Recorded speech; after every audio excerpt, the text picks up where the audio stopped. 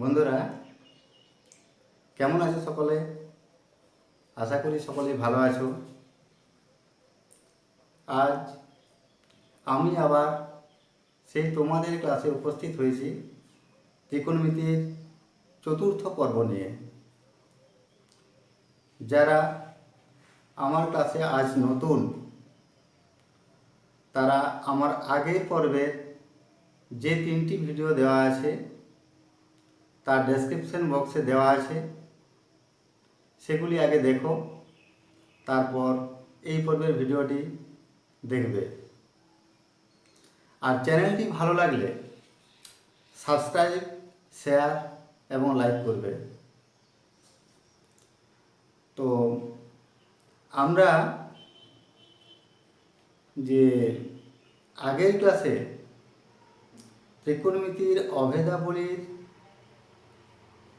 যে থিওরিটা পড়ে এসেছি, সেই থিওরির উপর বেস করে কিছু অঙ্কের অ্যাপ্লিকেশন আজ আমি তোমাদের দেখাবো। এই অঙ্কগুলি, অর্থাৎ যে অঙ্কগুলি আমি তোমাদের কোর্সে দেখাবো, সেই অঙ্কগুলি ঠিকভাবে প্র্যাকটিস করলে এরই অনুকরণে যে সমস্ত ত্রিকোণমিতিক অভেদাবলীর অঙ্কগুলি আছে সেগুলি তোমরা সহজেই সমাধান করতে পারবে। আর যে অঙ্কগুলো আমি তোমাদের দেখাবো সেই অঙ্কগুলি খুব সহজ নয়, কিন্তু যে সমস্ত অঙ্কগুলোতে তোমাদের সমস্যা হতে পারে সেই ধরনের অঙ্কগুলোই নিয়েছি, যেগুলো দেখলে তোমাদের পরবর্তী অঙ্কগুলো সমাধানের ক্ষেত্রে সুবিধা হবে। তো চলো আমরা আজকে সেশন শুরু করি। দেখো, ত্রিকোণমিতির অভেদাবলীতে আমরা যে ত্রিকোণমিতিক অনুপাতের কথা বলেছিলাম, অর্থাৎ sine theta, cos theta, tan theta, cosec theta, sec theta এবং কট থিটা, এই কোণানুপাতগুলির সাহায্যে কিভাবে ত্রিকোণমিতিক অভেদাবলী প্রশ্নের সমাধান করব, সেটার অ্যাপ্লিকেশন আমি দেখাবো। আর আগের ক্লাসে যে 3টা সূত্র বলেছিলাম, sine square theta plus cos square theta equal to 1, cosec square theta minus cot square theta equal to 1, sec square theta minus tan square theta equal to 1। এই 3টি সূত্রের সাহায্যে আমরা ত্রিকোণমিতিক এই অভেদাবলীর প্রশ্নগুলিকে সমাধান করব। দেখো কিভাবে আমরা এই সূত্রগুলির সাহায্যে বিভিন্ন ত্রিকোণমিতিক অভেদাবলীর প্রশ্নের সমাধান করতে পারি।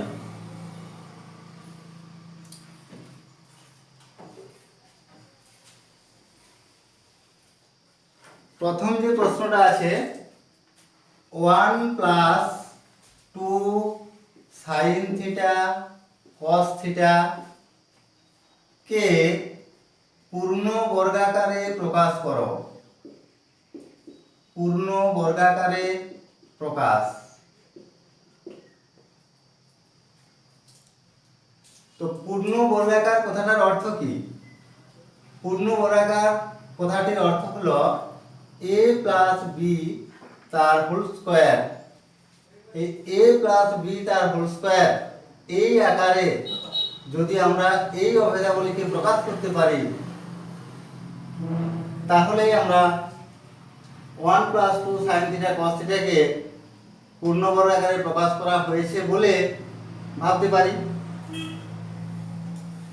তো কিভাবে 1 প্লাস 2 সাইন থিটা কস থিটাকে পূর্ণ বর্গাকারে প্রকাশ করব সেটা একটু দেখে নাও। 1 plus 2 sine theta cos theta, এখানে আছে 1। আমরা সূত্রে জেনে এসেছি sine square theta plus cos square theta equal to 1। তাহলে এই 1 এর পরিবর্তে আমরা sine square theta plus cos square theta লিখতে পারি, plus 2 sine theta cos theta. যদি সাইন থিটাকে এ এবং কস থিটাকে বি ধরা হয় তাহলে সাইন থিটা তার whole square plus cos theta তার whole square plus 2 sine theta cos theta. এখানে সাইন থিটা এবং কস থিটাকে বি হিসাবে কল্পনা করলে আমরা দেখতে পাচ্ছি a square plus b square plus 2 into a into b, অর্থাৎ a square plus b square plus 2ab, এটাকে আমরা লিখতে পারি a প্লাস b তার হোল স্কয়ার। এই সূত্রানুসারে এটাকে আমরা লিখতে পারি sign theta plus cos theta তার হোল স্কয়ার। যেহেতু sign theta plus cos theta তার হোল স্কয়ার এটি a প্লাস b তার হোল স্কয়ার এই রূপে প্রকাশিত হয়েছে, সেহেতু আমরা বলতে পারি sign theta plus cos theta তার হোল স্কয়ার একটি পূর্ণবর্গ রাশি। অতএব 1 প্লাস 2 সাইন থিটা কস থিটাকে পূর্ণ বর্গাকারে প্রকাশ করলে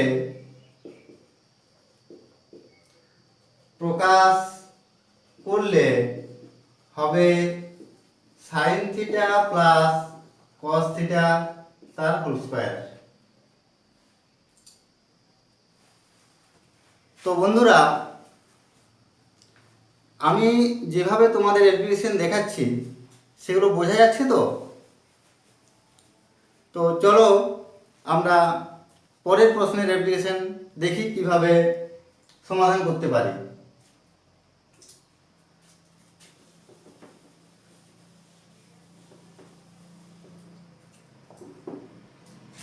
দেখো, x সমান a cos theta plus b sin theta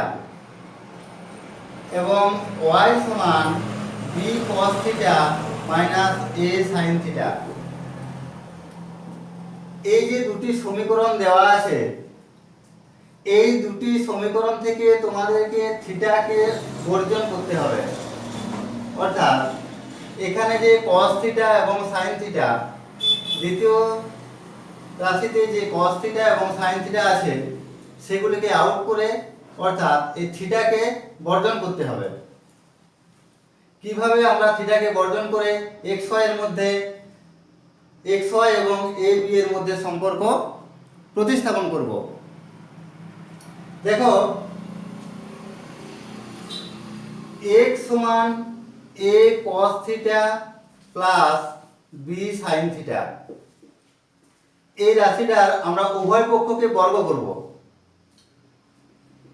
x তার হোল স্কয়ার সমান a cos theta plus b sin theta তার হোল স্কয়ার, বা x স্কয়ার সমান, এটাকে যদি আমরা a প্লাস b তার হোল স্কয়ার এই সূত্রের সাহায্যে বর্গটা ভেঙে নিই, তাহলে আমরা কি পাবো?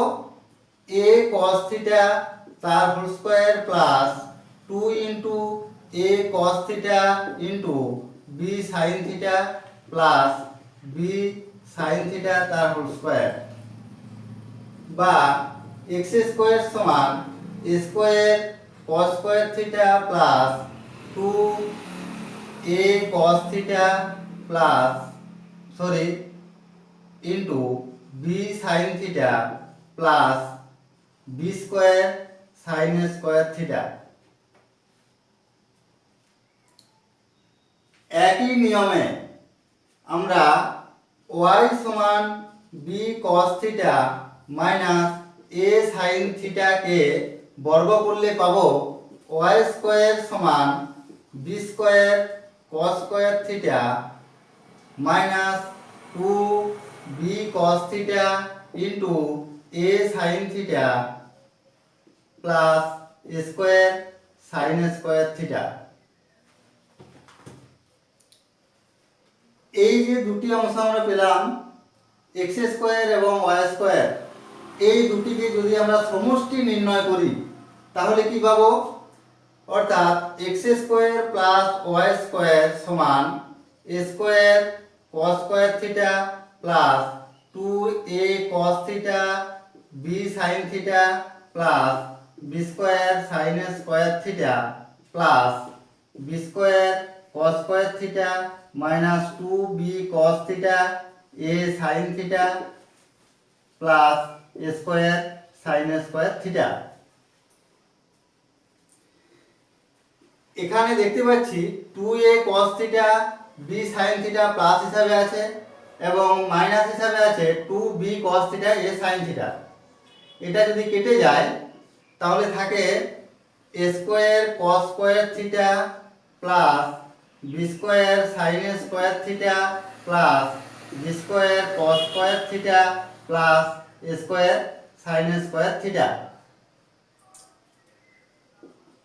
দুটো স্কয়ার যুক্ত রাশি আছে, সেখান থেকে স্কয়ার কমন নিলে cos square theta plus sin square theta. দুটো b স্কয়ার যুক্ত রাশি আছে, সেখান থেকে b স্কয়ার কমন নিলে sin square theta plus cos square theta. কিন্তু আমরা আগের যে সূত্র দেখে এসেছি sin square theta plus cos square theta সমান 1, সেই সূত্রটা এখানে ব্যবহার করলে a square into 1 plus b square into 1 সমান a square plus b square, অর্থাৎ x square plus y square সমান a square plus b square.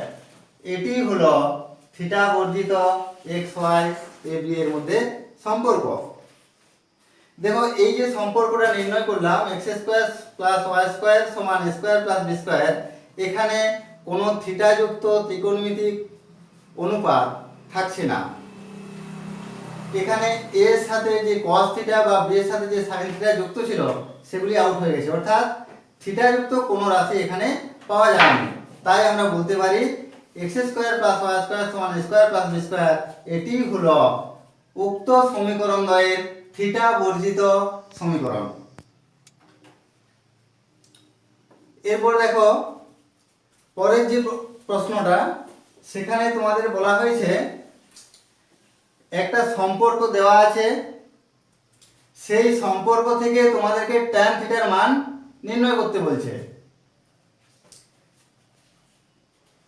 sin theta plus cos theta divided by sin theta minus cos theta equal to 7। এই যে প্রশ্নটা দেওয়া আছে, এই প্রশ্নটা থেকে তোমাকে নির্ণয় করতে হবে tan থিটার মান। কিভাবে নির্ণয় করবে না, যেহেতু 7 একটা পূর্ণ সংখ্যা, সেহেতু আমরা 7 এর নিচে 1 হিসাবে ধরতে পারি। সেহেতু আমরা এটাকে যদি কোণাকুণি গুণ করা হয়, অর্থাৎ বজ্র গুণন করা হয়, তাহলে কি পাবো না 7 sin theta minus 7 cos theta সমান sin theta plus cos theta. এখানে যদি sin থিটাকে বাম পক্ষে এবং cos থিটাকে ডান পক্ষে নিয়ে যায়, তাহলে এদের চিহ্নের পরিবর্তন করতে হয়, কারণ সমাধানের সময় আমরা জানি যে কোনো রাশিকে বাম পক্ষ থেকে ডান পক্ষে বা ডান পক্ষ থেকে বাম পক্ষে নিয়ে আসতে হলে তাদের চিহ্নের পরিবর্তন করতে হয়। বা 7 সাইন থিটা, ডান পক্ষের সাইন থিটাকে বাম পক্ষে আনছি, তাই মাইনাস সাইন থিটা সমান কস থিটা, ডান পক্ষে আছে cos theta minus 7 cos theta, সেটাকে আমরা ডান পক্ষে নিয়ে যাচ্ছি, তাই প্লাস 7 কস থিটা। এটা যদি একটু যোগ বিয়োগ করে নিই, তাহলে 6 সাইন থিটা সমান 8 কস থিটা। সাইন এবং কসের একটা অনুপাত আমরা এখানে পেয়ে যাচ্ছি। কিভাবে? না, sine theta divided by cos theta সমান 8/6, তাই তো? কিন্তু অভেদাবলী যখন থিওরিটা পড়ানো হয় তখন তোমাদের বলা হয়েছিল যে sine theta by cos theta সমান ট্যান থিটা হয়। অতএব ট্যান থিটা সমান, এটা যদি একটু কাটাকুটি করি, 2 4 8 2 3 6 4/3। এই যে sine theta plus cos theta divided by sine theta minus cos theta সমান 7, এই সম্পর্ক থেকে আমরা এইভাবে ক্যালকুলেশন করে ট্যান থিটার মান 4/3 পেতে পারি।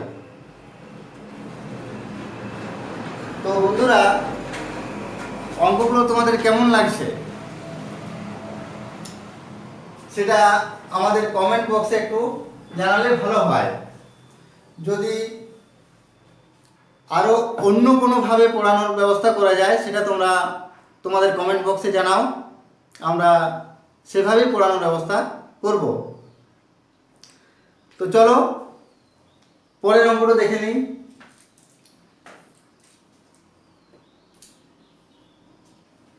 দেখো, আর cos থিটা সমান 2√3 এবং আর সাইন থিটা সমান 2 হলে তোমাকে বলছে আর ও থিটা এর মান কত।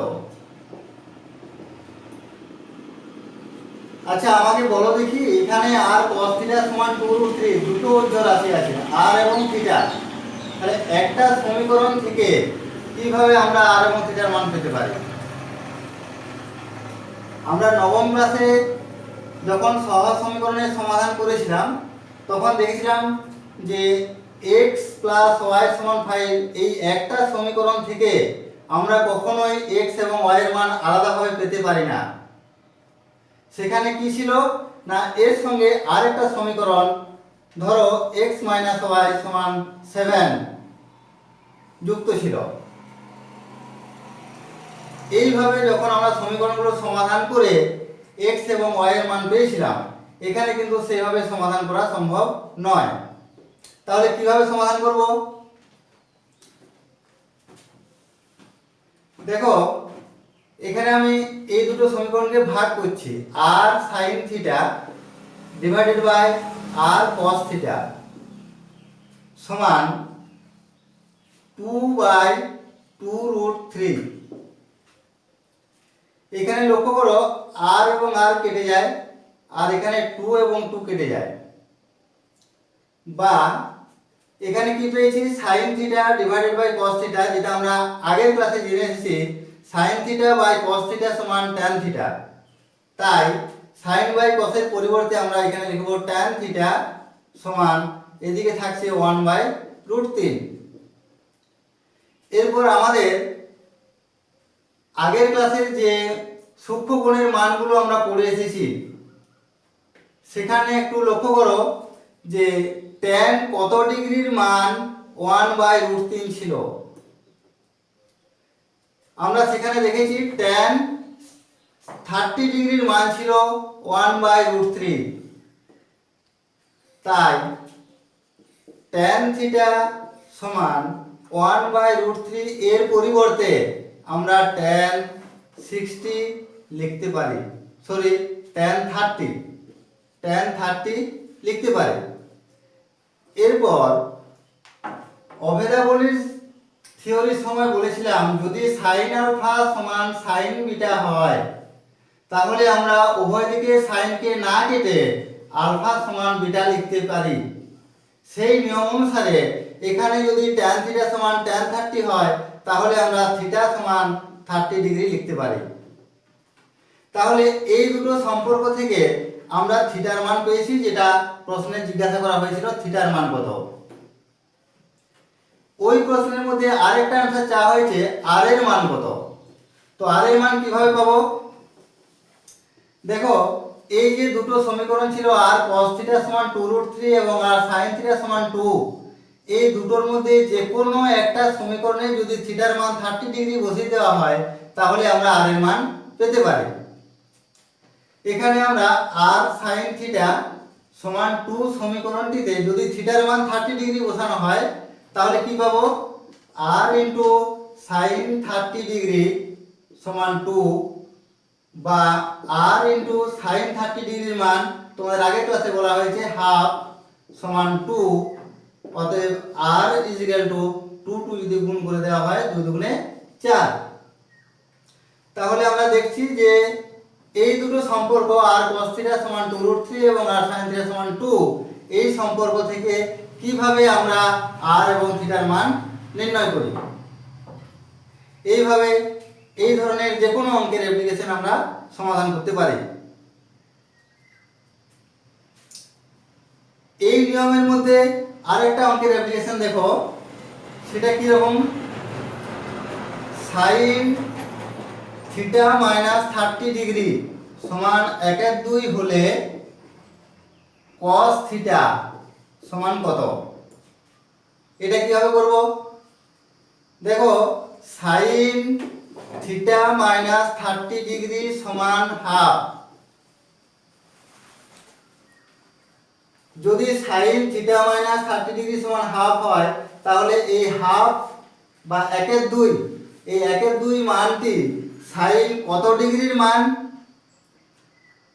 না, এটা আমরা লিখতে পারি sin থিটা মাইনাস 30 ডিগ্রি সমান sin 30 ডিগ্রির মান হাফ। তাই 1/2 এর পরিবর্তে আমরা লিখতে পারি sin 30 ডিগ্রি।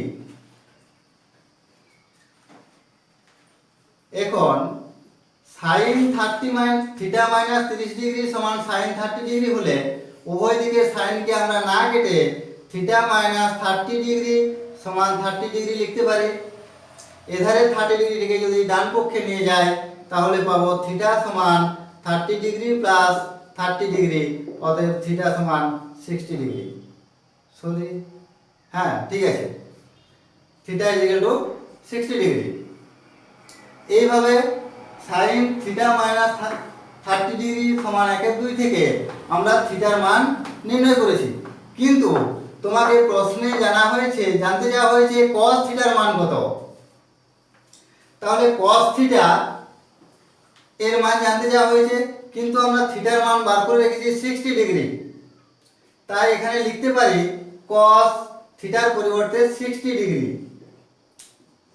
অর্থাৎ cos 60 ডিগ্রির মান যা হবে সেখানে cos থিটার সঙ্গে সমান হবে, অর্থাৎ cos 60 ডিগ্রির মান হবে হাফ। তাই এখানে আমরা বলতে পারি যে cos থিটার মান হবে 1/2।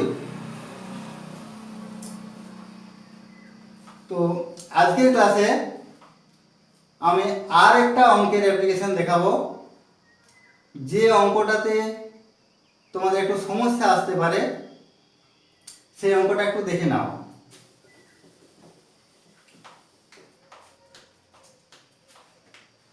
একটা ত্রিভুজ বলা আছে PQR। PQR একটা ত্রিভুজ বলা আছে, যে ত্রিভুজটার কিউ কোণ সমকোণ, এই কোণটা বলেছে সমকোণ, এবং দেওয়া আছে PR ইজ ইকুয়াল টু √5 এবং PQ minus RQ is equal to 1। এই সম্পর্কগুলো দেওয়া আছে PQR ত্রিভুজের। তারপর তোমার প্রশ্নে অ্যান্সার জানতে চাওয়া হয়েছে যে cos P minus cos R এর মান কত হবে। তো দেখো বন্ধুরা, এখানে cos P এবং cos R অর্থাৎ P কোণ এবং R কোণ এই দুটোকে সূক্ষ্মকোণ হিসাবে এখানে বলা হয়েছে। তাই আমরা এখানে ক্ষেত্রে সমাধানের সময় বলবো যে পি কিউ আর ত্রিভুজের কিউ কোণ সমান 90 ডিগ্রি যখন পি কোণ সূক্ষ্মকোণ, তখন লম্ব হিসাবে আমরা ধরব আর কিউ, লম্ব সমান আর কিউ, ভূমি সমান পি কিউ, অতিভুজ সমান পি আর। আবার যখন আর কোণকে সূক্ষ্মকোণ হিসেবে চিহ্নিত করা হবে তখন লম্ব পি কিউ এবং ভূমি কিউ আর। যখন আর সূক্ষ্মকোণ তখন লম্ব সমান পি কিউ, ভূমি সমান আর কিউ, অতিভুজ সমান পি আর। তাহলে প্রশ্নে কি জানতে চাওয়া হয়েছে? cos p minus cos r এর মান। তাহলে আমরা cos p যদি এখানে বার করে নিই কি পাবো? cos p সমান কি পাবো? ভূমি ডিভাইডেড বাই অতিভুজ। p কোণকে সূক্ষ্মকোণ হিসাবে ধরা হয়েছে, তাই এখানে ভূমি হিসাবে আমরা pq কে পাবো এবং অতিভুজ হিসাবে pr কে পাবো। আবার যখন আর কোণকে সূক্ষ্মকোণ হিসাবে চিহ্নিত করব তখন cos r এর মান কি পাবো? cos r সমান ভূমি, ভূমি বলতে এখানে আর কিউ, অতিভুজ একই থাকছে অর্থাৎ পি আর। এই দুটো যখন মাইনাস করা হবে তখন কি পাবো? cos p minus cos r সমান P Q by P R minus R Q by P R.